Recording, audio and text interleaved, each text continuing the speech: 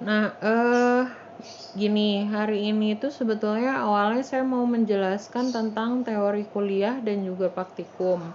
Nah, tetapi tadi pagi percobaan teori kuliah saya berikan ternyata kurang efektif pada saat saya memberikan materi praktikum. Akhirnya rata-rata mahasiswanya betul-betul tidak aktif kembali, sehingga materinya untuk praktikum itu habis di waktunya. Nah, sekarang tapi saya sempat buat video untuk yang teori. Jadi nanti yang teori itu saya kirim berupa video aja ke kelas kalian maupun yang kelas pagi.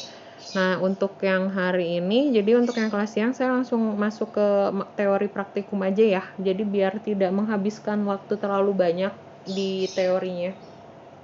Jadi nanti kalian bisa lihat teorinya itu yang untuk kuliah itu sudah saya kasih ke Dwi.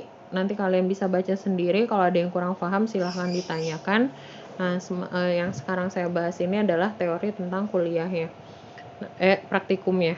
Jadi biar langsung masuk ke dalam jurnal akuntansinya. Nah, sekarang kita masuk ke akuntansi pemerintahan daerah. Nah, sebelum itu saya ingin membahas sepintas dulu terkait dengan akuntansi pemerintahan daerah. Jadi kan waktu itu saya sempat sampaikan bahwa kita itu posisinya itu kalau pemerintahan daerah itu atau biasa disebut Pemda, itu kan biasanya di dalamnya itu ada terdiri dari beberapa dinas.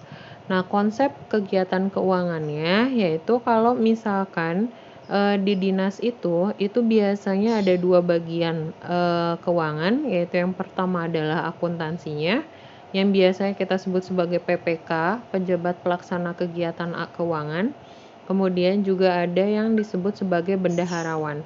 Nah, bendaharawan itu tugasnya berbeda sama PPK. Kalau PPK itu bagian seperti akuntansinya yang bertugas untuk melakukan pencatatan dan juga bertugas untuk melakukan pelaporan. Sedangkan kalau bendaharanya itu yang bertugas untuk melakukan pembukuan. Pembukuan terkait dengan kegiatan keuangan dan yang memegang keuangan secara langsung.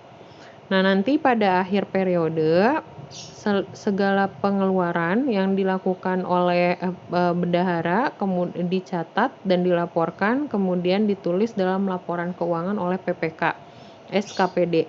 Nah, PPK SKPD ini akhirnya nanti akan mengajukan laporan keuangan kepada kepala SKPD, yang nanti kepala SKPD ini mempertanggungjawabkannya kepada Pemda.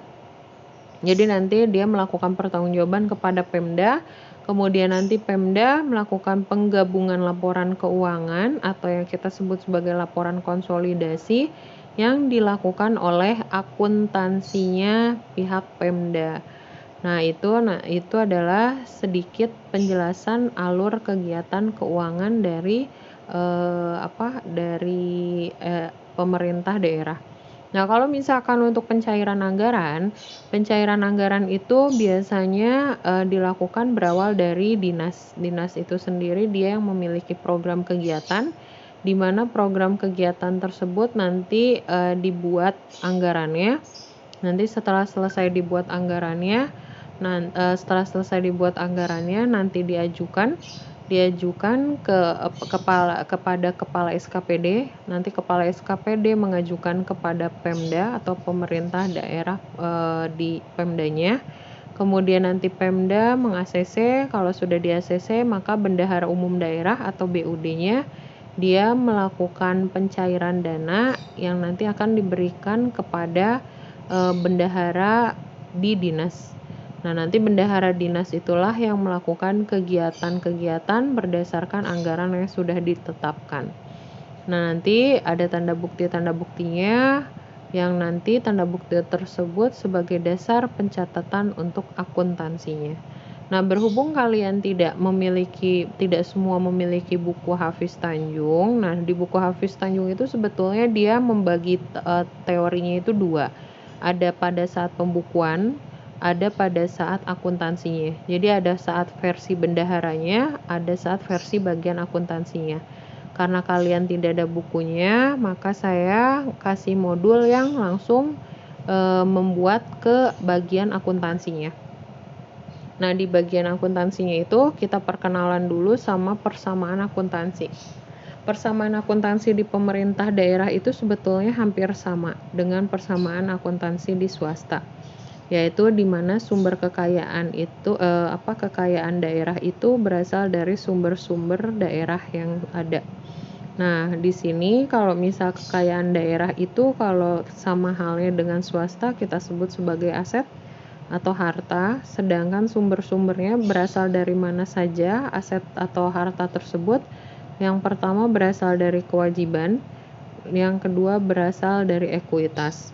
Nah, asalnya dari ekuitas tersebut sudah saya sampaikan di minggu sebelumnya bahwa ekuitas tersebut bisa saja berasal dari dana yang diberikan oleh pemerintah daerah. Jadi dalam asumsinya di sini bahwa pemerintah daerah melakukan penanaman dana atau modal kepada dinas.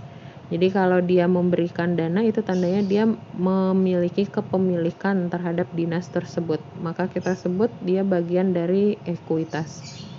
Nah, itu persamaannya hampir sama. Nah, sedangkan yang di bawah ini adalah contoh singkat tentang neraca. Neraca yang ada di pemerintah kota. Kalau di sini ini contoh singkatnya. Kemudian yang kedua, yang berikutnya untuk saldo normal. Saldo untuk akun yang masuk ke dalam saldo normal itu ada beberapa jenis akun yang sama dengan di swasta dan ada 2 tambahan yang berbeda dengan pemerintah daerah. Kalau untuk aset, kewajiban, ekuitas, nah pendapatan dan beban itu posisinya kalau bertambah sama dengan di swasta. Kalau berkurang juga sama dengan di swasta. Nah, kemudian kalau pendapatan dan belanja meskipun dipisahkan mana yang pendapatan LA, RRA atau cash basis dengan pendapatan accrual basis meskipun dipisah, tetapi posisinya secara garis besar intinya sama. Dia sama-sama pendapatan. Jadi harus jadi kalau bertambah di kredit, kalau berkurang di debit. Nah, kemudian kalau beban juga sama meskipun namanya ada belanja, tapi tetap posisinya sama dengan beban, yaitu kalau bertambah di debit, kalau berkurang di kredit. Nah, kemudian yang kedua terakhir itu ada yang namanya pembiayaan penerimaan dan pembiayaan pengeluaran.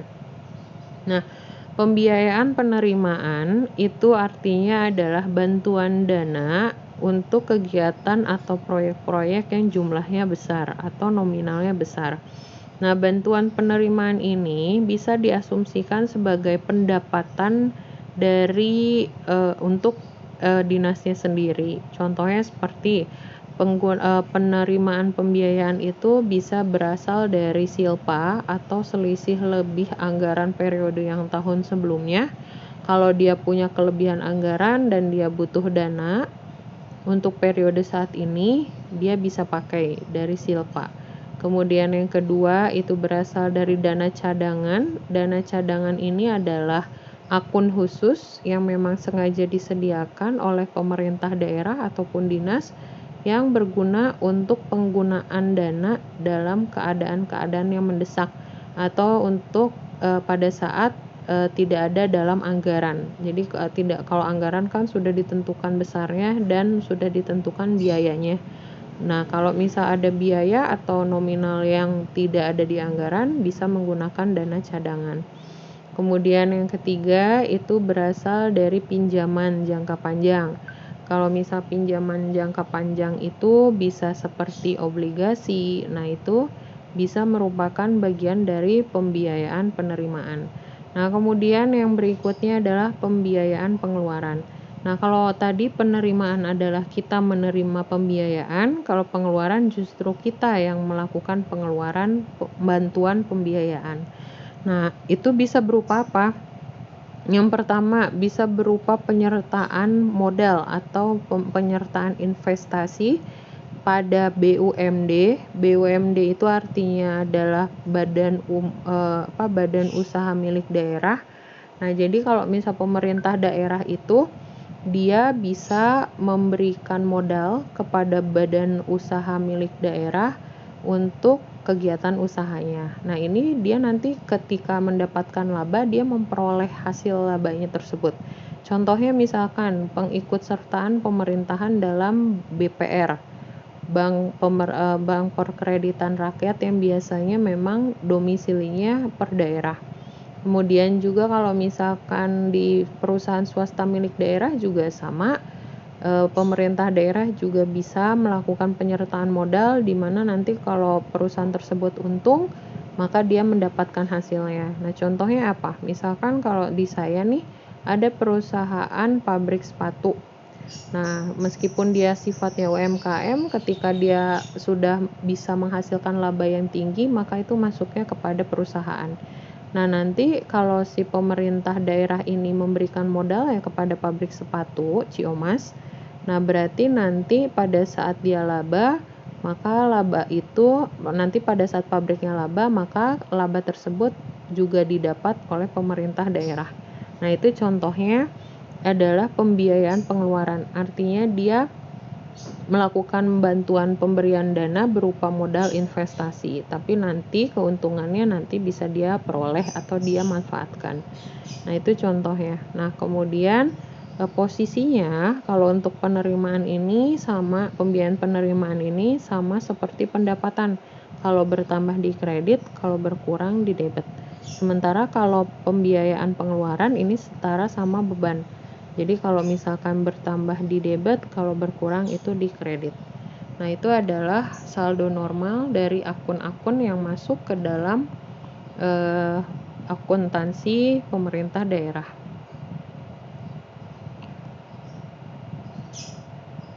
Nah, kemudian kalau saya nah kemudian di sini ada jenis-jenis akun yang masuk ke dalam neraca. Yang pertama yaitu aset. Aset sama seperti halnya di swasta, kita membagi aset sesuai dengan likuiditasnya atau cepatnya dia dalam memberikan manfaat ekonomi, yaitu aset lancar yang jangka waktu pemanfaatan ekonominya bisa kita terima dimanfaatkan kurang dari 1 tahun. Sedangkan kalau aset tetap yaitu sama juga jika manfaatnya bisa lebih dari 1 tahun. Jenisnya juga sama, ada kas dan setara kas. Tapi kalau misalkan di pemerintah daerah, kasnya itu dibagi menjadi 2 bendahara. Yaitu ada kas di bendahara penerimaan, ada kas di bendahara pengeluaran. Harus kita pisah. Kenapa? Karena kan sudah saya sampaikan bahwa kalau yang namanya segala pendapatan, kas yang diterima dari pendapatan, itu bukan berarti milik pemerintah daerah. Jadi kas dari pendapatan itu harus langsung disetor kepada kas negara. Makanya kas di bendahara pendapatan itu terpisah khusus untuk pendapatan saja. Sehingga nanti kalau misalkan ada penggunaan dana karena pengeluaran, itu bukan diambil dari pendapatan, tapi diambil dari pengajuan kepada pemerintah. Jadi kalau misalkan pendapatan ini kalau sudah diperoleh oleh bendahara penerimaan, langsung harus disetor kepada negara. Nah, kemudian yang kedua, kas yang ada di bendahara pengeluaran. Kalau kas yang ada di bendahara pengeluaran itu adalah kas yang sengaja disimpan gunanya untuk melakukan pengeluaran-pengeluaran. Yang pengeluaran-pengeluaran untuk belanja modal, belanja pegawai, kemudian juga belanja operasional. Nah, itu tugasnya itu adalah kas yang ada di bendahara pengeluaran. Nah, jadi bedanya dengan yang ada di PDF yang saya sampaikan di sini, kasnya kita bagi 2. Ada kas di bendahara penerimaan dan kas di bendahara pengeluaran. Kemudian investasi jangka pendek, piutang pendapatan, piutang lainnya, penyisihan, beban dibayar di muka, persediaan aset untuk dikonsolidasikan sampai ke dalam ke bawah, itu semuanya sebetulnya sama aja.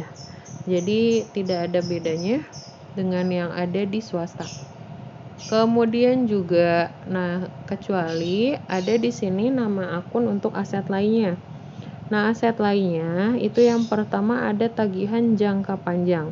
tagihan jangka panjang ini saya contohkan kemarin ada 2. Ada yang disebut TPA atau tagihan penjualan angsuran, ada yang disebut sebagai TGR atau tagihan tuntutan ganti rugi. Nah, itu termasuk kategori jangka panjang karena pelunasannya itu dicicil dan jangka waktunya kurang dari lebih dari 1 tahun. Nah, jadi itu termasuk aset karena apa? Karena tagihan penjualan angsuran itu artinya kita menjual ruko kepada pihak lain. Nah, berarti kita akan memperoleh kas atau aset memperoleh dana tapi sifatnya jangka panjang. Artinya mereka bayar cicilan ke kita. Karena dia sifatnya jangka panjang, nah itu kita masuk sebagai aset lainnya.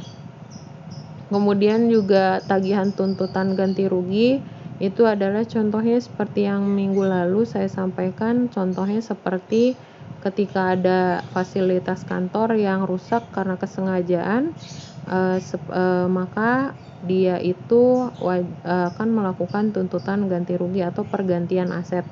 Nah, karena dia dilakukan secara nyicil, maka kita masuknya sebagai dia tagihan jangka panjang dan dia masuk ke akun lainnya, aset lainnya, yaitu penerimaan yang berasal bukan dari aset-aset yang sudah ada ditentukan di atas tadi, aset lancar. Nah, kemudian juga kemitraan dari pihak ketiga, kemudian ada aset tidak berwujud, ya ini tidak jauh dari royalti ya, seperti yang kalian ketahui. Kemudian pembayaran untuk hak cipta. Nah, kemudian kalau untuk yang berikutnya itu ada kewajiban. Kewajiban juga sama, kita bagi 2, ada tergantung dengan jangka waktu pembayaran pinjaman. Yaitu ada kewajiban jangka pendek, ada kewajiban jangka panjang. Kalau misalkan kewajiban jangka pendek, yang pertama itu adalah hutang perhitungan pihak ketiga atau PFK biasa kita sebut. Ini contohnya misalkan ada pembayaran pajak. Nah, kemudian ke hutang bunga itu biasanya adalah hutang kepada bank. Kemudian nih di sini ada yang namanya bagian lancar hutang jangka panjang. Nah, misalkan kita itu memberikan obligasi atau surat hutang kepada pihak lain. Dan pihak lain tersebut bersedia untuk membayar kita dulu nih untuk modal. Nah, tetapi syaratnya kita harus bayar cicilan obligasinya. Nah, cicilan obligasinya akan saya bayar dalam waktu 1 bulan. Nah, setiap cicilan jangka panjang yang kita bayar dalam jangka waktu kurang dari 1 tahun atau cicilan, itu kita sebut sebagai bagian lancar dari hutang jangka panjang. Jadi jangan terkecoh sama ada kata hutang jangka panjangnya, maka kalian kategorikan itu sebagai kewajiban jangka panjang, bukan. Tetapi perhatikan kalau ada kata bagian lancar dari hutang jangka panjang, itu artinya adalah pembayaran cicilan yang jangka waktunya kurang dari 1 tahun atas hutang jangka panjang. Jadi kan obligasinya itu adalah hutang jangka panjangnya, tapi kan kita sampai jangka waktu obligasinya habis, misal 5 tahun, 10 tahun, kita tetap bayar cicilan. Nah, cicilan itulah yang disebut bagian lancar dari hutang jangka panjang. Kemudian pendapatan diterima di muka, hutang beban, itu kalian pasti sudah tahu, hutang jangka pendek lainnya. Nah, kemudian ada hutang dalam negeri dan juga hutang jangka panjang lainnya. Ekuitas saya skip, contohnya tidak jauh dari yang kata-katanya sih tidak asing lah ya. Nah, kemudian kalau pendapatan, pendapatan di sini kita masuk dulu dari pendapatan yang strip LRA. Artinya ini adalah pendapatan akun pendapatan yang diakui secara cash basis atau diakui pada saat uangnya diterima. Nah, pendapatan LRA ini dibagi menjadi ada yang namanya PAD atau pendapatan asli daerah. Nah, pendapatan asli daerah ini adalah pendapatan yang memang betul-betul didapat dari hasil, kalau swastanya itu dari hasil usaha dinasnya sendiri atau memang bagian dari dinas itu sendiri, pendapatan asli daerah. Nah, contohnya misalkan pendapatan pajak daerah, Ini biasanya untuk kegiatan dinas Dispenda atau Dinas Pendapatan Daerah. Nah, Dispenda ini biasanya pendapatannya berasal dari pajak daerah. Pajak daerah kalian pasti tahu seperti apa, kemudian pendapatan retribusi daerah, kemudian pendapatan hasil pengelolaan kekayaan daerah yang dipisahkan. Nah, ini contohnya apa? Misalkan kita masuknya ke kalian mungkin ada yang tahu Pongkor itu kan dia pertambangan. Nah, dia ada di dalam wilayah Kabupaten Bogor, berarti dia sudah masuk ke wilayah Pemda, bukan Pemkot. Nah, ketika nanti emasnya dijual, pastikan ada bagian yang harus diberikan kepada pemerintah daerah. Nah, itu yang kita sebut sebagai pendapatan hasil pengelolaan kekayaan daerah yang dipisahkan. Jadi, kita tidak masukkan dia sebagai pajak, kita tidak masukkan dia sebagai retribusi, tapi memang hasil dari pendapatan pengelolaan kekayaan daerah. Nah, itu masuknya ke situ. Contohnya seperti tadi. Terus kalau misalkan ada lagi pohon hutan pinus misal, kemudian nanti kayunya ditebang untuk bangunan, akhirnya nanti dijual. Nah, itu hasil dari penjualan tersebut nanti bagian dari pendapatan pengelolaan kekayaan daerah. Nah, itu contohnya dari PAD. Kemudian ada pendapatan transfer. Nah, pendapatan transfer ini adalah pendapatan penerimaan yang berasal dari pihak lain, baik dari pemerintah pusat kepada kita sebagai pemerintah daerah atau dari pemerintah daerah lainnya kepada ke kita. Nah, contohnya itu apa? Contohnya itu misalkan dana bagi hasil pajak. Jadi ceritanya pusat itu memiliki kelebihan dari pembayaran pajak. Nah, kemudian nanti ada kelebihan tersebut dialokasikan kepada pemerintah daerah untuk melaksanakan kegiatan otonomi daerah. Nah, itu contohnya pembagian dana bagi hasil pajak daerah. Kemudian juga sama dana bagi hasil retribusi juga, kalau misal dikasih itu bisa ditransfer, itu merupakan dana transfer namanya. Kemudian juga ada lagi kalau misalkan dari kegiatan bea cukai. Bea cukai dari Bogor kemudian juga menghasilkan kelebihan laba atau untung yang nantinya kita bisa transfer ke pemerintah daerah lain, atau dari pusat punya dana bagi hasil dari kelebihan bea cukai nanti dikasih ke daerah. Nah, itu contohnya dana transfer. Nah, kemudian juga contohnya misalkan transfer bantuan dana ke daerah Papua. Nah, itu juga termasuk dana transfer. Nah, berarti nanti dari pemerintahan Papua kita sebutnya sebagai pendapatan transfer. Nah, itu kemudian juga pendapatan lain-lain daerah yang sah. Nah, ini adalah pendapatan di luar PAD. PAD yang tadi di atas sebelumnya. Contohnya yaitu ini yang berasal dari pemberian, kalau istilahnya Maya, pemberian. Yaitu yang pertama adalah dana hibah. Dana hibah itu artinya adalah sumbangan, baik yang berasal dari perusahaan daerah, ataupun berasal dari pemerintah daerah, atau berasal dari pemerintah pusat. Jadi nanti diberikan dananya kepada pemerintah daerah untuk dikelola untuk kegiatan masyarakat atau kegiatan pengelolaan pemerintah daerah, yaitu sumbangan sukarela. Kemudian juga dana darurat, ini dana yang memang sengaja disediakan untuk segala yang disimpan untuk kegiatan yang di luar anggaran. Nah, itu contohnya dari pendapatan di luar lain-lain PAD yang sah. Artinya bukan dari jenis usahanya atau dari pendapatan rutinnya, tetapi dari pendapatan di luar usahanya atau yang tidak terduga. Nah, itu adalah akun pendapatan LRA. Kemudian ada belanja. Belanja itu dibagi menjadi beberapa bagian, yaitu pertama belanja operasional, Nah, belanja operasional itu ternyata di sini ada di dalamnya belanja pegawai. Nah, bisa kalau misal pertanyaannya, Bu, belanja pegawai bisa dimasukkan sebagai bagian dari operasional? Boleh. Karena kan pegawai itu adalah salah satu sumber daya yang digunakan di kantor juga. Jadi boleh dimasukkan bagian dari kegiatan operasional kantor. Kemudian belanja barang dan jasa.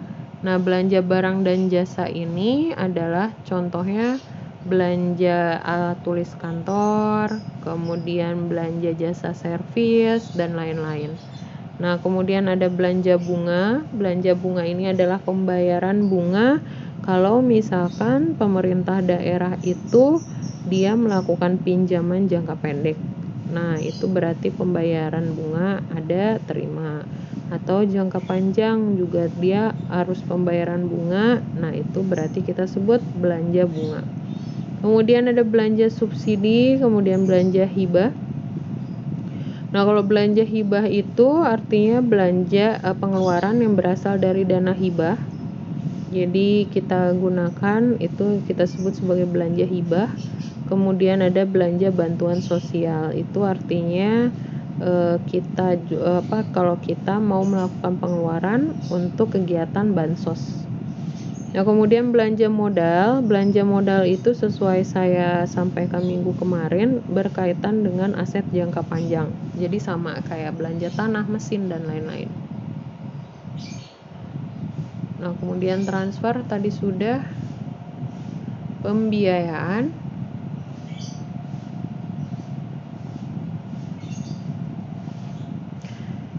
Nah, tadi yang saya sampaikan kalau misalkan pembiayaan itu terdiri dari pembiayaan penerimaan dan pembiayaan pengeluaran. Nah, kalau pembiayaan penerimaan itu bisa berasal dari dana silpa atau anggaran lebih tahun sebelumnya. Kemudian ada dana cadangan. Dana cadangan ini pasti dibutuhkan dan selalu dibentuk oleh pemerintah daerah gunanya untuk pengeluaran yang tidak terduga. Kemudian hasil penjualan kekayaan daerah yang dipisahkan. Kemudian juga pinjaman dalam negeri, penerimaan kembali piutang. Ini kalau misalkan ada hutang kita di pihak lain, kemudian ada yang membayar kepada kita, itu berarti penerimaan piutang. Terus pinjaman luar negeri, hutang jangka panjang, dan lainnya. Pengeluaran pembiayaan. Kalau pengeluaran pembiayaan artinya kita yang mengeluarkan dana untuk kegiatan pembiayaan, yaitu salah satunya penggunaan dari dana cadangan. Artinya kita harus membentuk dahulu adanya dana cadangan. Jadi kalau misalkan nanti ada keuangan yang tidak dialokasikan dari anggaran, ya bisa kita pakai dari dana cadangan ini. Nah, jadi kalau pembentukan dana cadangan ini merupakan pengeluaran. Jadi tanda keikutsertaan pemerintah daerah dalam mengelola dana cadangan. Kemudian penyertaan modal atau investasi. Nah, ini contohnya tadi sudah saya sampaikan, pemerintah daerah itu bisa memberikan bantuan dana kepada BUMD, perseroan yang ada di pemerintah daerah sendiri, atau kepada proyek yang dilakukan di pemerintah daerahnya sendiri. Nah, tapi sebagai akhirnya nanti ia akan mendapatkan kalau keuntungan atas penanaman investasi tadi. Nah, itu dari penyertaan pembiayaan. Kemudian pembayaran pokok pinjaman dalam negeri ini kalau dia meminjam kepada pihak lain. Terus pemberian pinjaman daerah ini kalau misalkan dia memberikan pinjaman ke daerah lainnya. Jadi tadi kan pembiayaan itu bisa dilakukan dari pusat ke kita sebagai daerah atau dari daerah ke daerah lainnya. Kemudian pengeluaran investasi non permanen, pembayaran pokok pinjaman, pembayaran hutang jangka panjang lainnya. Nah, kemudian kalau misalkan yang ada di dalam beban dan juga pendapatan LO, akunnya sama saja. Yang beda hanya belanja kita ganti sebagai beban. Pendapatan juga kita pendapatan juga kita tulis pendapatan LRA dan juga LO.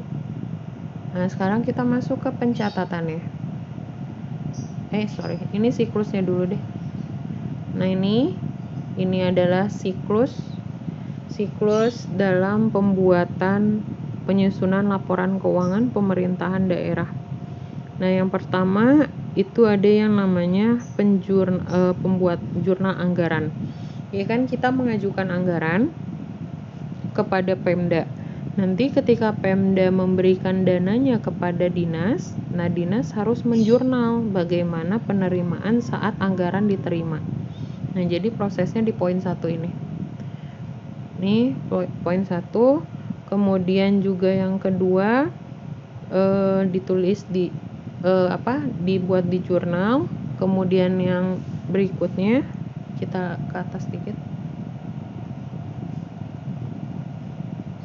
Ya. Nah, kemudian setelah di jurnal, apabila pada akhir periode dia ada penyesuaian, akun-akun yang perlu disesuaikan, maka dia buat jurnal penyesuaian. Nah, setelah itu kita membuat buku besar. Nah, buku besar yang dipakai juga sama seperti swasta, dominan kita menggunakan metode 4 kolom. Nah, kemudian juga kita melakukan ikhtisar, peringkasan. Jadi kita itu harus meringkas atau melakukan ikhtisar di akhir periode. Udah gitu di dalam worksheet ya. Kita buat worksheet. Setelah buat worksheet, kita membuat laporan keuangan. Nah, laporan keuangan itu setelah kita membuat laporan keuangan, jangan lupa membuat jurnal penutup. Kemudian setelah buat jurnal penutup, kita jangan lupa membuat neraca saldo setelah penutupan. Nah, setelah itu balik lagi, itu siklus dalam dalam kegiatan pemerintahan daerah. Jadi siklus akuntansinya secara umum sama saja. Nah, ini sedikit penjelasan. Kan tadi pada saat penyusunan anggaran, pada saat anggaran dicairkan, itu biasanya dinas itu harus mencatat penerimaan anggarannya. Nah, jurnalnya apa? Jurnalnya yaitu yang pertama, estimasi pendapatan. Estimasi pendapatan ini dia ada di debit. Kenapa? Karena kan belum menjadi realisasi. Jadi kalau misalkan dia sudah dilakukan realisasi atau sudah ada pelaksanaan, maka pendapatannya bukan lagi di debit tapi di kredit. Nah, berhubung di sini adalah masih estimasi, maka baik pendapatan maupun penerimaan pembiayaan yang seharusnya di kredit kita tulis dulu di debit.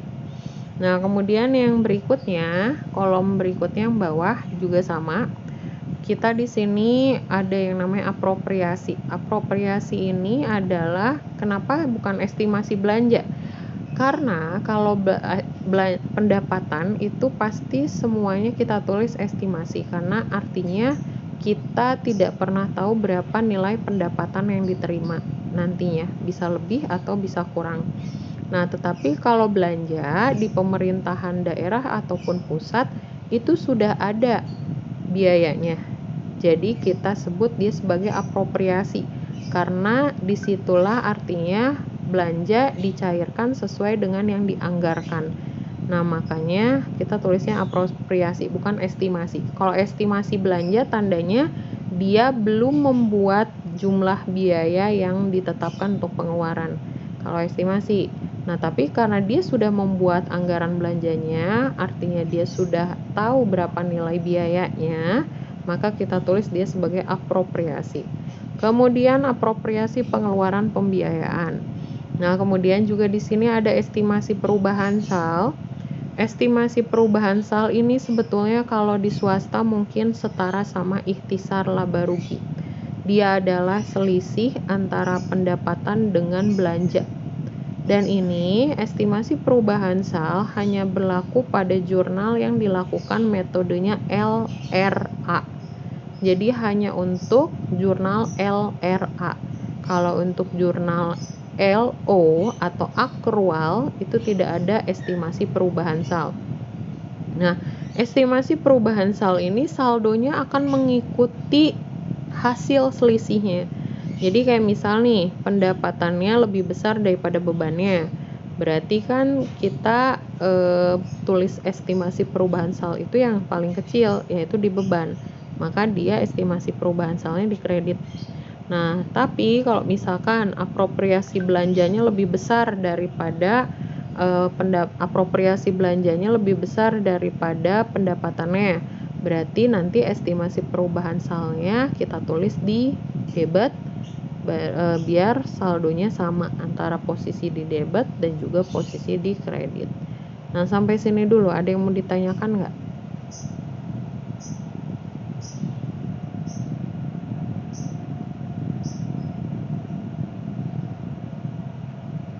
Ada.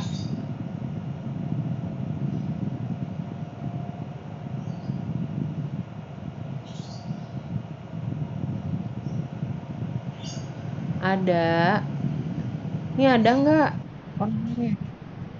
Iya.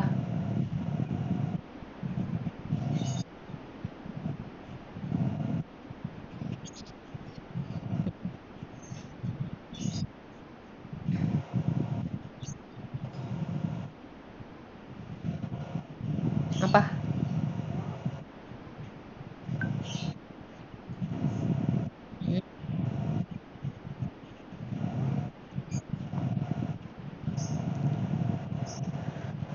Maksudnya yang pendapat.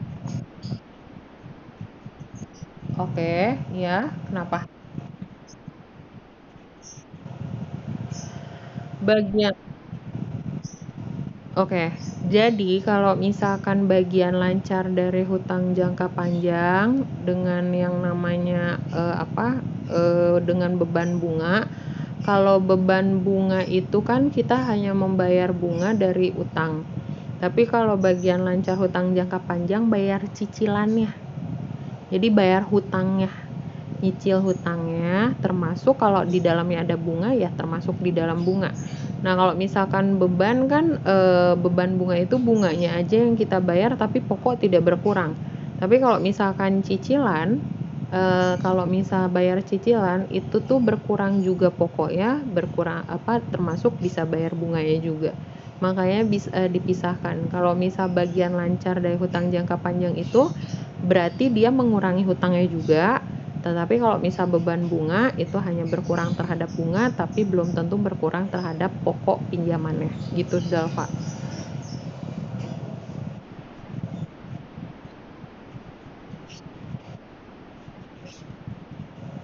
Yang mana? Di mana?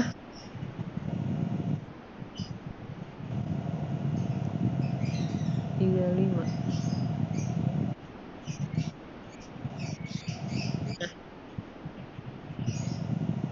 Mana? Oh, halaman. Sorry, sorry.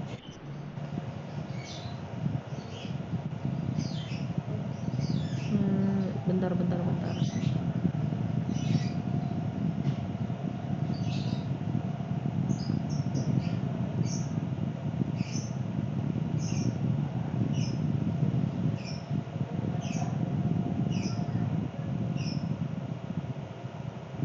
Tiga, tiga.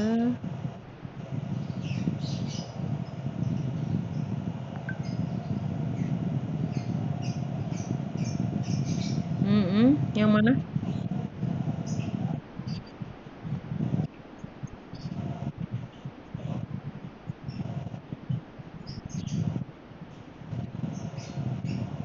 Pembayaran pokok pinjaman sampai bawah ini?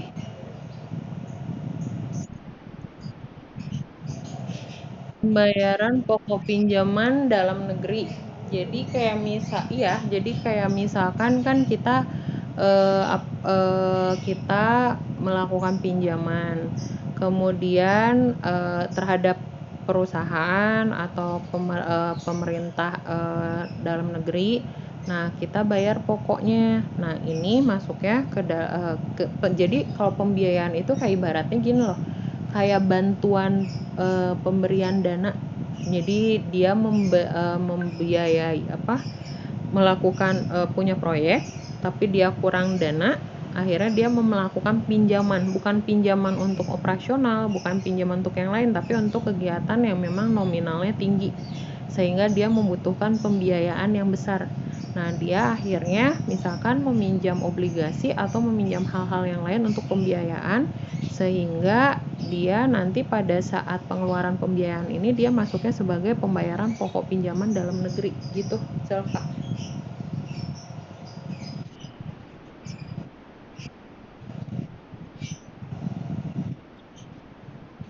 Iya, bedanya di jurnal aja. Jadi kalau misalkan ada yang untuk hutang kan, ada yang untuk hutang jangka pendek, yang untuk operasional, ada yang hutang jangka panjang, yang obligasi untuk pembiayaan kegiatan yang di luar operasional.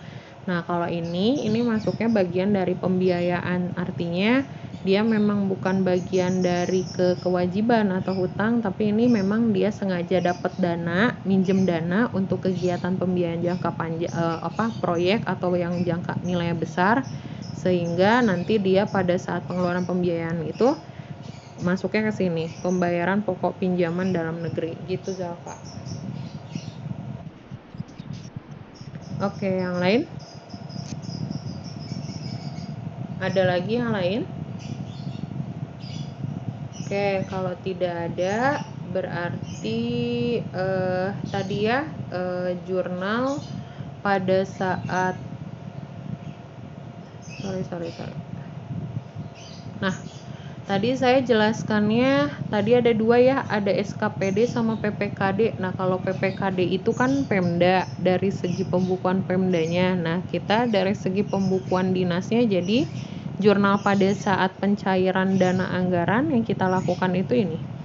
Nih, estimasi pendapatan pada apropriasi belanja. Nah, tadi seperti yang saya bilang, estimasi perubahan sal itu berpengaruh apabila ada selisih di antaranya. Kalau misal pendapatannya lebih kecil daripada belanjanya, berarti kita tulis selisihnya berapa, maka estimasi perubahan sal itu mengikuti saldo yang paling kecil. Nah, kalau misalkan belanjanya justru lebih kecil daripada pendapatannya, maka biasanya kita akan mengikuti selisihnya berapa, berarti estimasi perubahan salnya itu akan mengikuti saldo yang paling kecilnya, yaitu belanja. Nah, ini akan berlaku atau selalu ada pada saat nanti ada penulisan transaksi bahwa SKPD mendapatkan pencairan dana anggaran sekian. Nah, itu berarti kalian harus sudah memunculkan jurnal pada saat pencairan anggaran. Ini harus selalu ada pada saat pencairan anggaran. Kalau ditulis transaksinya, ketahuan berapa anggaran pendapatannya, berapa anggaran belanjanya. Nah, sekarang kita masuk ke tahap berikutnya, yaitu pencatatan transaksi untuk yang berkaitan dengan akun pendapatan.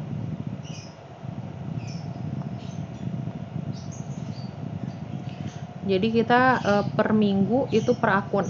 Nah, untuk akun yang akan dibahas itu rata-rata dominan yang berkaitan sama pendapatan dan juga dengan beban. Karena apa? Karena kegiatan pemerintahan baik pusat maupun daerah memang hanya banyak, yaitu berkaitan sama pendapatan dan beban saja. Sisanya itu hampir sama dengan pada saat di swasta. Jadi kita tidak terlalu bahas banyak kalau soal itu. Nah, ini kita masuk ke pendapatan ya. Nah, pendapatan itu seperti yang saya sudah sampaikan sebelumnya, itu dibagi menjadi dua. Ada yang akun pendapatan LRA dan juga ada yang pendapatan secara LO. Nah, bedanya apa kalau kalian bingung? Kalau pendapatan LRA itu ditulis pada saat adanya penerimaan uang oleh bendahara umum negara, bendahara umum daerah, atau dari pihak lain. Jadi pada saat ada penerimaan uang, langsung dicatat. Nah, kemudian kalau misalkan pendapatan LO itu dicatat pada saat diterimanya hak. Jadi kalau muncul hak, ada hak yang muncul atas hak yang muncul untuk menerima uang kepada kita. Jadi misalkan kalian meminjam uang sama saya. Misalkan gini. Kalian itu misal mau ngekos, terus saya misalkan buka kos. Nah, kemudian kalian bayar kos-kosannya nanti. Nah, berarti itu sudah dipastikan saya pasti akan menerima pendapatan, tapi nanti. Nah, berarti secara akrualnya atau secara LO-nya itu saya sudah harus mencatat bahwa ada namanya pendapatan sewa, meskipun uangnya belum saya terima. Nah, jadi bedanya itu, kalau pendapatan LO dicatat pada saat munculnya hak akan menerima uangnya, meskipun uangnya saat ini atau nanti, yang penting haknya udah ada dulu deh. Nah, tapi kalau misalkan pendapatan LRA itu ditulis pada saat adanya penerimaan secara fisik uang yang ada di tangan. Jadi kalau sudah ada uangnya baru boleh dicatat. Nah, itu bedanya. Sehingga dalam kolom ini itu kita bedakan beberapa hal, yaitu yang pertama adalah yang LRA diakui dan diukur dengan menggunakan metode cash basis atau kas basis kas. Artinya pada saat fisik uangnya muncul baru kita tulis. Nah, kemudian yang kalau LO diukur dan juga ditulis berdasarkan accrual basis. Nah, kemudian kalau pendapatan LRA, dia masuknya ke dalam laporan realisasi anggaran atau laporan antara anggaran dan realisasi. Nah, kalau misalkan LO itu ditulis dalam laporan operasional. Kalau di swastanya itu setara dengan laporan laba rugi. Jadi beda laporan. Nah, itu adalah perbedaan antara pendapatan LRA dan LO. Jenis pendapatannya tadi sudah dijelaskan di atas. Nah, sekarang kita masuk ke dalam contoh transaksinya. Contoh transaksinya, kita akan membedakan dari beberapa kegiatan transaksi. Yang pertama, itu adalah contoh soalnya. 1. Ketika kita menerima pendapatannya berasal dari pajak ataupun berasal dari retribusi, itu gimana jurnalnya? Nah, pada saat kita menerima pajak ataupun retribusi, itu pun dibagi jadi 2 lagi, yaitu yang pertama, bagaimana jurnalnya saat penagihan pajak. Artinya saat surat tagihan dikeluarkan, jurnalnya gimana. Nah, yang kedua, saat wajib pajak langsung bayar tanpa ada surat tagihan. Jadi kan wajib pajak itu kepada Dinas Pendapatan Daerah, dia bayarnya bisa 2 metode. Metode pertama dia dikirim dulu surat tagihan baru bayar. Metode kedua dia langsung bayar tanpa surat tagihan. Nah, di sini kita selaku Dinas Pemerintah Daerah juga mencatat pendapatannya 2 contohnya. Apabila wajib pajak baru bayar kalau ada surat tagihan. Yang kedua, apabila wajib pajak langsung inisiatif bayar tanpa surat tagihan. Nah, di sini yang pertama adalah apabila wajib pajak bayar kalau misalkan ada surat tagihan. Di sini contohnya, misalkan SKP atau di sini kita sebut surat ketetapan pajak daerah atau SKR, surat ketetapan retribusi daerah, itu diterbitkan oleh dinas, maka jurnalnya apa? Jurnalnya yaitu ini. Jurnalnya piutang. Kenapa baru piutang? Karena kita baru mengirim surat tagihan pajak dan surat tagihan retribusinya. Baru kita kirim. Nah, kenapa ditulis ada pendapatan bertambah? Disebabkan karena kita akan menerima uang. Jadi di sini sudah muncul hak karena sudah ada surat tagihan. Ibarat kata, misalkan nih, kalian mau nagih hutang kepada teman kalian. Nah, pada saat surat tagihannya kalian kirim, maka yang muncul itu akunnya secara akrual aja, belum cash, karena kalian belum terima uang. Nah, secara akrual kalian tulis piutang teman kalian bertambah. Ya, karena untuk menegaskan bahwa dengan surat tagihan berarti piutang teman kalian muncul. Nah, kemudian apa yang kedua? Pendapatan kalian bertambah. Loh, kok Bu dicatat pendapatan? Iya, karena dia secara akrual haknya sudah muncul meskipun teman kalian bayarnya nanti. Tapi hak kalian mendapatkan pendapatan sudah boleh dicatat dari sekarang. Nah, jurnalnya itu piutang pada pendapatan. Ini adalah jurnal pada saat dibuat surat tagihan pajak dan surat tagihan retribusi. Ada yang mau ditanyakan dulu nggak?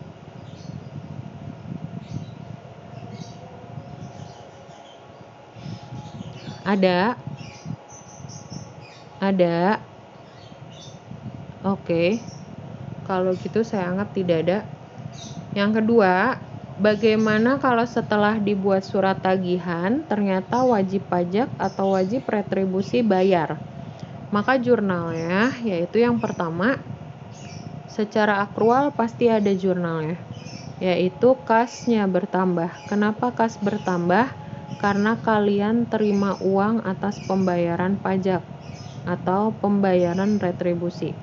Nah, kemudian piutangnya berkurang. Kenapa piutang berkurang? Karena pada saat keluar tagihan surat, kalian tulis piutangnya bertambah. Jadi pada saat dibayar ya piutang dia berkurang. Nah, itu pada saat jurnal akrual. Nah, kemudian pada saat cash basis, kalian kan terima uang nih secara fisik. Berarti ada jurnal secara cash basisnya atau secara fisiknya. Yaitu apa? Pendapatannya bertambah. Nih, pendapatannya bertambah. Kenapa pendapatan bertambah? Ya karena terima uang dari pembayaran pajak. Nah, kemudian yang di atasnya tadi saya sudah bilang bahwa yang berkaitan sama akun LRA hanya ada 3, yaitu yang satu belanja, kedua pendapatan LRA, yang ketiga estimasi perubahan sal. Jadi yang berkaitan sama akun LRA hanya 3, pendapatan LRA, belanja sama estimasi perubahan sal. Nah, di sini estimasi perubahan sal dia tidak memiliki saldo normal, artinya kita tidak pernah tahu kalau dia bertambah di mana, berkurang di mana. Nah, makanya yang jadi acuan kita adalah pendapatannya. Nah, di sini berhubung kita baru terima uang, berarti pendapatannya bertambah. Pendapatan bertambah berarti dikredit, maka yang di debitnya kita tulis estimasi perubahan sal. Jadi estimasi perubahan sal itu tergantung akun yang lainnya. Nah, itu adalah jurnal pada saat pembayaran wajib pajak, pembayaran pajak. Nah, kemudian yang ketiga, kalau pada saat pemerintah daerah itu pada saat dia terima uang tidak boleh disimpan terlalu lama. Sehingga kalau bisa setelah dia terima uang dari pajak, maka dia harus langsung setor. Setor kemana? Setor ke pemerintah daerah. Jurnalnya apa? Jurnalnya. Ini jurnalnya. Oke. Jadi jurnalnya kas di bendahara penerimaan berkurang. Kenapa? Karena awalnya kita punya uang di bendahara penerimaan. Tetapi karena sudah di store, jadi dia berkurang. Nah, kemudian di sini ada RKPPKD. RKPPKD atau kepanjangannya dari rekening koran PPKD, ini adalah akun yang setara sama ekuitas atau kepemilikan kalau di swasta. Nah, berarti kalau dia bertambah di kredit, kapan itu RKPPKD bertambah? Apabila Pemda memberikan bantuan dana atau memberikan dana kepada SKPD. Jadi RKPPKD-nya bertambah. Nah, kapan RKPPKD berkurang? Apabila SKPD atau dinas melakukan penyetoran uang kepada Pemda, berarti dia berkurang. Kenapa pada saat penyetoran dia berkurang? Karena artinya uang milik Pemda sudah kita kasih ke Pemda. Jadi uang milik Pemda di dinas itu berkurang. Makanya RKPPKD-nya di sini berkurang. Jadi jurnal pada saat pajak di store itu adalah RKPPKD-nya berkurang atau uang milik Pemdanya berkurang di kita. Jadi kita udah nggak ada kewajiban lagi setor uang. Nah, kas di bendahara penerimaannya juga berkurang karena sudah dialihkan ke Pemda. Ada yang mau ditanyakan dulu nggak sampai sini?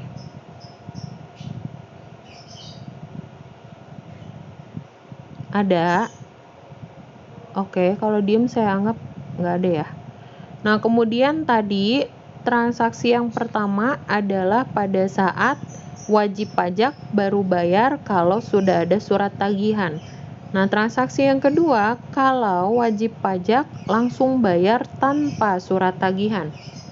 Jadi tidak ada surat tagihan yang dibuat, maka jurnal pada saat pembayaran artinya sudah ada fisik uang yang keluar, yaitu kas di bendahara penerimaan bertambah. Ya, kas bertambah karena ada pembayaran pajak atau retribusi kepada dinas. Kemudian yang kedua, pendapatannya juga bertambah. Kenapa? Karena pendapatannya itu berasal dari pajak ataupun retribusi, jadi bertambah. Nah, jangan lupa strip LO. Kenapa LO? Karena dia baru dicatat secara akrual. Nah, kalau dicatat secara fisik atau kasnya, dia sudah terima uang, maka tulis pendapatannya bertambah. Ini pendapatannya bertambah, strip LRA. Nah, sebagai akun perantaranya, maka ditulislah estimasi perubahan SAL. Nah, di situ ditulis juga. Jadi, kenapa perlu ada dua akun LO dan LRA? Karena secara akrual dia ada, dan secara cash basis dia juga sudah terima uang. Nah, itu adalah jurnal pada saat wajib pajak membayar pajak atau retribusi tanpa ada surat tagihan. Lalu bagaimana pada saat penyetoran? Pada saat penyetoran, jurnalnya sama dengan yang sebelumnya. Nih, jurnalnya sama, RKPPKD pada kas di bendahara penerimaan. Sampai sini ada yang mau ditanyakan dulu nggak?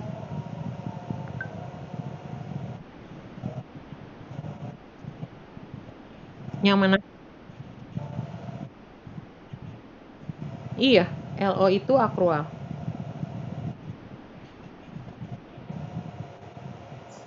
Iya, karena kan dia pembayaran pajaknya langsung tunai. Artinya kalau yang A, jadi kan gini.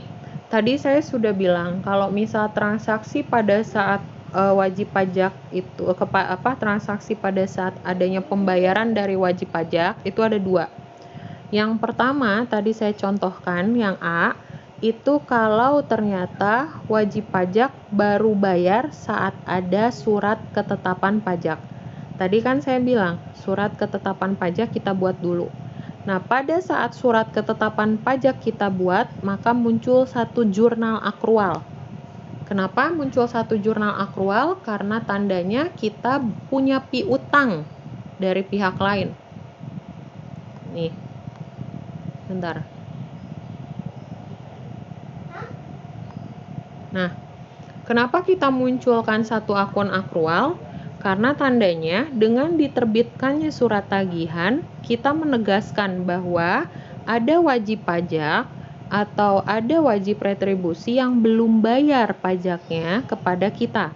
Makanya harus kita buat surat ketetapannya dan kita buat jurnalnya. Nah, kemudian pendapatannya kenapa bertambah? Karena dengan adanya surat tagihan, berarti hak kita untuk mendapatkan uang sudah muncul. Hak kita meskipun dia bayarnya nanti. Berarti pendapatannya bertambah, piutangnya berkurang. Piutangnya bertambah. Itu kalau saat kita dibuatkan surat tagihan. Jadi pada saat kita membuat surat tagihan itu langsung muncul akun jurnal. Baru buat surat tagihan. Nah, kenapa kita sebutnya piutang nggak kas ya? Karena belum ada pembayaran. Karena itu baru kasih kode.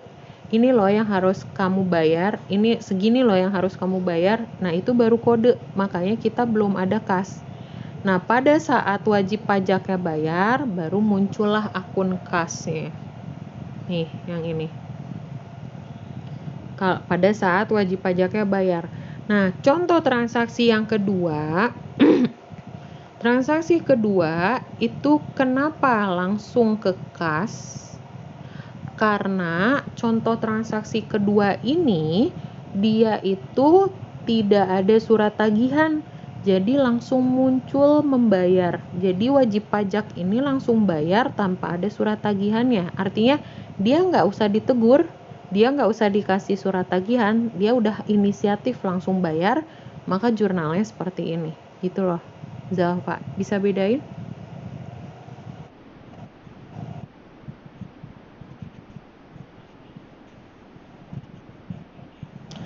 Nah, oke. LRA sebetulnya kenapa itu dibedakan antara LRA dan LO? Nah, tadi sudah sempat saya jelaskan di kolom sebelumnya ada perbedaan kan. LRA itu adalah yang diakui secara cash basis, sedangkan LO adalah secara accrual basis.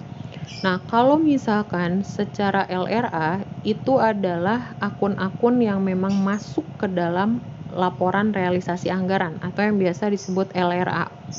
Di dalam laporan realisasi anggaran itu tidak ada akun kas. Jadi di dalam laporan realisasi anggaran hanya ada pendapatan, belanja, dan estimasi perubahan sal. Perubahan sal pun itu adalah selisih antara pendapatan dengan belanja. Jadi 3 akun inilah yang sering muncul di dalam LRA.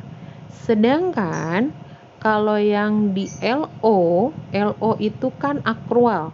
Kalau yang namanya akrual, neraca juga masuknya akrual. Nah, berarti kalau misalkan akrual, kas itu masuk. Karena kan kas itu diakui hanya secara akrual, bukan cash basis.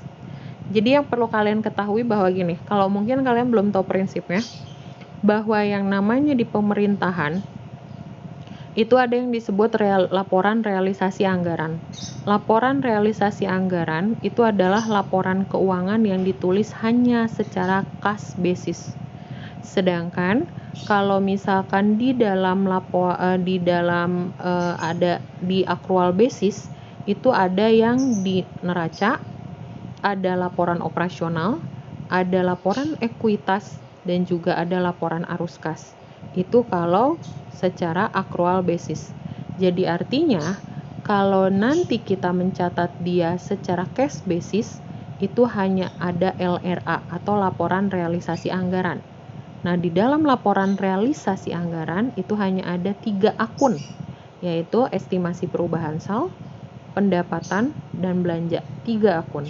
Sedangkan kalau yang di akrual tadi ada laporan operasional, neraca, ekuitas, dan arus kas. Berarti karena akrual itulah kas masuk dia kalau misalkan pada saat penerimaan. Jadi kalau misal kalian susah ya bingung estimasinya, gini aja deh. Pokoknya kalau akrual yang ada di pemerintah daerah itu metodenya sama kayak jurnal umum yang ada di swasta. Udah itu aja intinya. Sama persis. Jadi tidak ada bedanya. Jadi kalau misal yang bedanya hanya kasnya itu dibagi jadi 2 antara bendahara penerimaan sama bendahara pengeluaran, udah 2 itu. Tapi jurnal itu sama persis. Nah, kalau misalkan LRA itu cuman 2 aja, yaitu estimasi perubahan sal, pendapatan, atau belanja pada estimasi perubahan sal. Udah 2 jurnal itu aja dibulak-balik aja. Kalau dia masuknya pendapatan, berarti jurnalnya kalau LRA ya terus saja estimasi perubahan sal, pendapatan, estimasi perubahan sal, pendapatan. Transaksinya mau apapun, kalau cash basis ya jurnalnya tetap estimasi perubahan sal debit, pendapatan kredit. Udah itu aja, nggak berubah sama sekali. Yang berubah itu hanya yang accrual basis, dan itu pun sama dengan di swasta. Gitu Zalfa. Jadi kalau misalkan yang di LRA itu hanya ada estimasi perubahan sal, pendapatan LRA, dan belanjanya aja.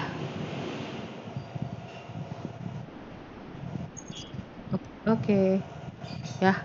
Nah, jadi kalau misal ditanya, Bu, kenapa kalau di LRA nggak ada akun kas ya? Karena kas itu accrual basis, bukan cash basis. Jadi kas, aset, pokoknya aset, kewajiban, ekuitas itu semuanya accrual basis, bukan cash basis. Ya. Nah, itu kemudian berikutnya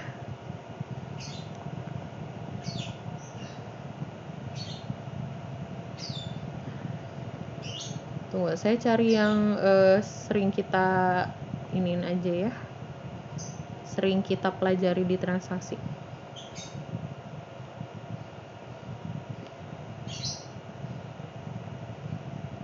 Pendapatan transfer, hibah,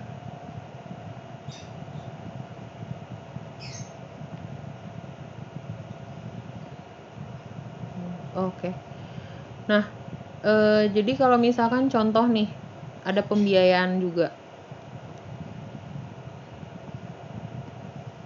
Bentar. Misalkan pemerintah pendapatan lain-lain yang sah yang berasal dari hibah. Nah, di sini ada contoh transaksi. Misalkan pemerintah daerah itu dia memperoleh sebuah hibah. Hibah itu tadi saya bilang dia mendapatkan sumbangan secara sukarela baik dari pemerintah pusat ataupun bantuan dari yang lainnya. Nah, jurnalnya apa? Berarti dia ada 2 jurnal. Karena bantuan hibah itu sudah dipastikan pasti dilakukannya secara tunai. Nah, yang pertama, kas di kas daerahnya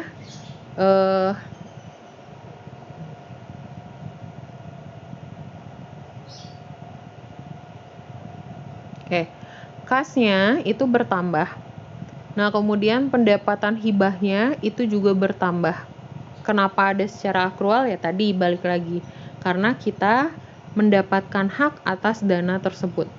Nah, kemudian yang berikutnya, estimasi perubahan sal pada pendapatan hibah LRA. Nah, ini pasti selalu ada kalau hibahnya diberikan secara tunai. Meskipun memang rata-rata hibah itu diberikan secara tunai. Ya, jadi kalau misal ada dilakukan secara tunai, itu jurnalnya pasti sama. Estimasi perubahan sal pada pendapatan hibah LRA. Nah, ini jurnalnya, contohnya pada saat dia itu ada pendapatan hibah yang berasal dari pemberian pemerintah pusat atau pemberian dari entitas lainnya. Contohnya misalkan ada LSM. Nah, itu bisa memberikan secara cuma-cuma. Nah, itu contohnya seperti itu. Ada yang mau ditanyakan dulu nggak sampai sini?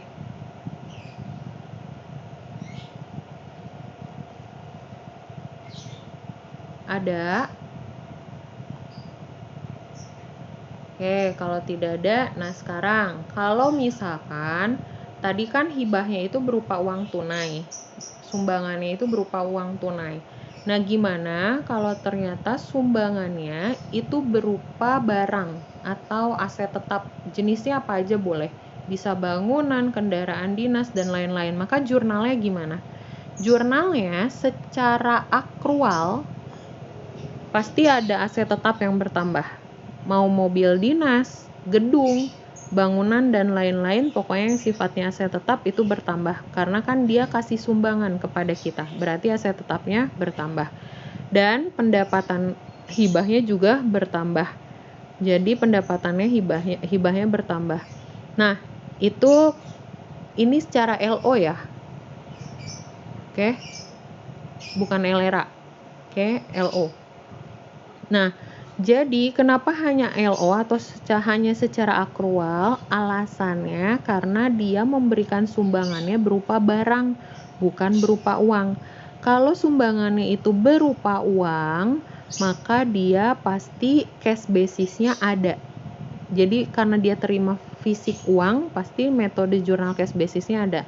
Akan tetapi di sini kasusnya dia itu memberikan sumbangan berupa barang. Nah, kalau barang kan berarti tidak terima uang. Jadi barangnya itu berupa barang aset tetap.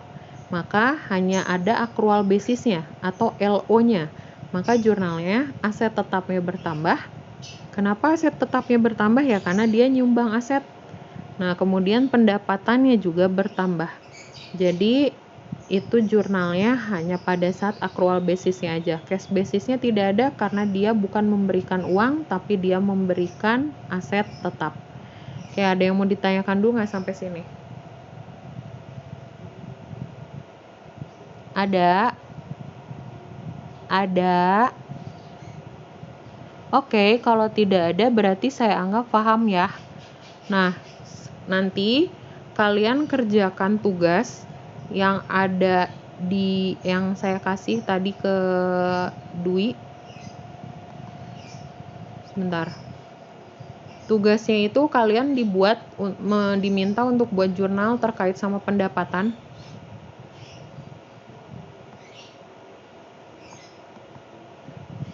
Baik LO maupun LRA. Nah, oke, jadi di sini ada jurnal. Di sini jurnalnya itu milik Dinas Perdagangan Kabupaten Tapteng. Nah, transaksinya ada dari tanggal 2 hingga tanggal 28. Nah, yang pertama yaitu bendahara penerimaan menerima uang dari wajib retribusi senilai 25 juta untuk retribusi fasilitas pasar pertokoan. Nah, ini jurnalnya seperti apa? Yaitu jurnal pada saat menerima uang dari pendapatan retribusi. Tadi jurnalnya sudah ada. Nah, perlu kalian ketahui apakah dia LRA dan LLO atau hanya LO aja. Kalau sudah ada menerima uang berarti LRA ada, LO juga ada. Nah, kemudian yang tanggal 3, bendahara penerimaan menyetor kas ke kas daerah. Nah, ini masih terkait sama tanggal 2. Tapi tanggal 3-nya dia setoran. Nah, jurnal pada saat penyetoran gimana jurnalnya? Tadi juga sudah ada. Kemudian yang keempat, bendahara penerimaan menerima SKR, surat ketetapan retribusi. Jadi baru ada surat ketetapannya saja. Berbagai jenis barang 65 juta dari pengguna anggaran. Jadi baru menerima surat ketetapannya. Nah, jurnalnya bagaimana kalau dia baru menerima suratnya aja?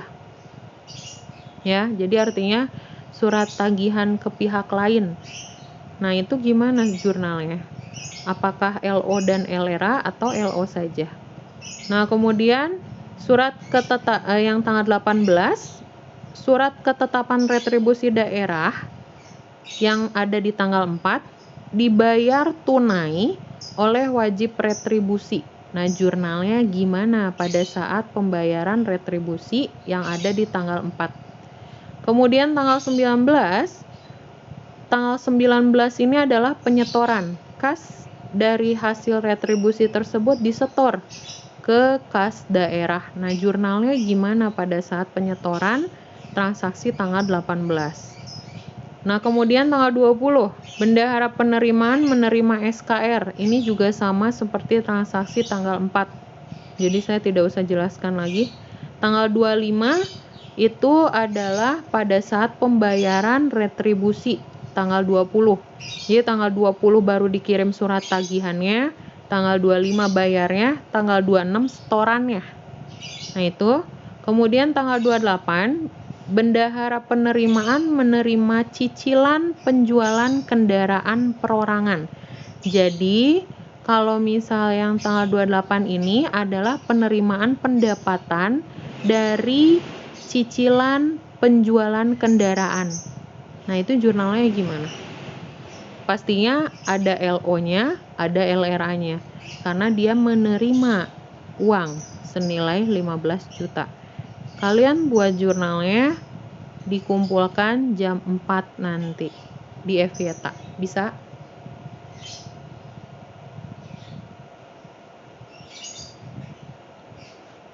Bisa?